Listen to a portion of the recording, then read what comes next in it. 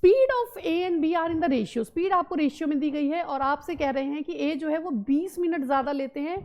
Destination पे पहुंचने में एज कंपेयर टू बी, ठीक है। बी जितना भी लेता है उससे ए जो है आपको 20 मिनट ज़्यादा लेता है। तो आपको बताना है कि आपके जो ए हैं वो कितना टाइम लेते हैं उस डेस्टिनेशन पे पहुंचने पे। तो सिंपल सी बात है, अगर हम मान लेते हैं कि ए जो है वो x आवर्स लेता है, ठीक है, तो बी कितना लेगा, क्योंकि ये इससे 20 मिनट ज़्यादा लेता है, कौन, ए, तो आपका जो बी है वो उससे 20 मिनट कम लेगा ना, तो 20/60, क्योंकि ये मिनट्स में है इसलिए, तो ये हमें मिलता है 1/3, यानी कि x माइनस 1/3 आवर जो है ये आपका बी लेगा। अब आपको पता है कि जो स्पीड का रेशियो होता है ना, उसके रेशियो के इन्वर्स में आपका रेशियो होता है किसका, आपकी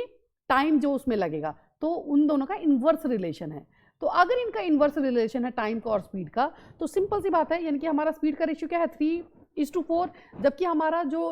टाइम होगा वो क्या होगा, तो हम इन्वर्स कर देते हैं, ए की जगह पे हम बी का टाइम रख देते हैं, यानी कि जो ये है, और इसके साथ साथ हमारा जो बी है, ए है, उसका क्या है, तो वो है x। तो जब आप इसे सॉल्व करोगे तो आएगा 3x minus 1/3 is to x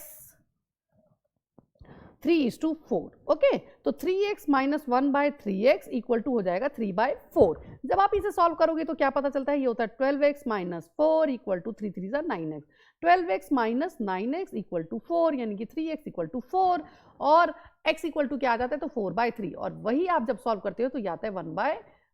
1/3 hours, जो कि आपसे पूछा है कि a को कितना टाइम लगना है।